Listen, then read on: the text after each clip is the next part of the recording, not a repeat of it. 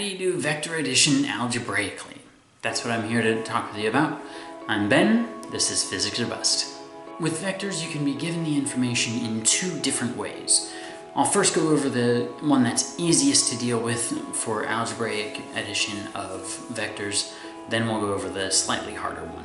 If you're given the vectors in component form, it may look like this, where you've already got the ax, ay, az, bx, by, and bz separated and in a format similar to this. If that's the case, adding them is just adding each of the components that are in this same direction. So for the x direction, you'd get ax plus bx, y direction, you'd get ay plus by, z direction, you'd get az plus bz.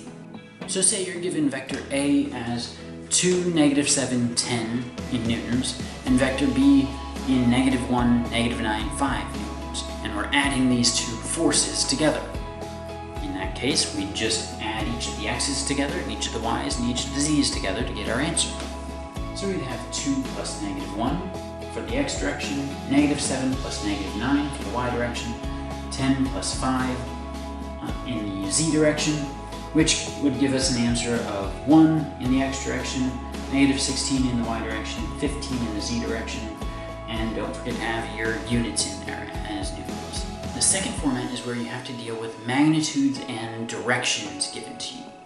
So let's say we were given these two vectors. Vector A being 115 meters at 30 degrees north of east, and vector B being 80 meters at 75 degrees east of south. Now you'll note the difference in how those angles are described, with 30 degrees being above the east, but the 75 being towards the east from south.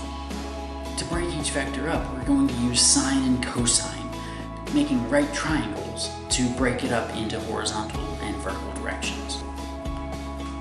So in the x direction, we have the 115 cosine 30, and we have the 80 sine 75, all because of where we were given the angle that we have to add up to get the total Vx. In the Vy direction, note that the 115 sine theta is going up and the 80 cosine 75 is going down. So we would actually need to subtract those two.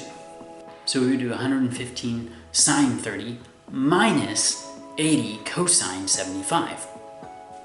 So in our x direction, we get 176.9 meters, and in our y direction, we get 36.8 meters. We then have to take these values into two different equations, one to get the magnitude and one to get the angle. So to get the magnitude, we have the magnitude of a vector is equal to square root of Vx squared plus Vy squared.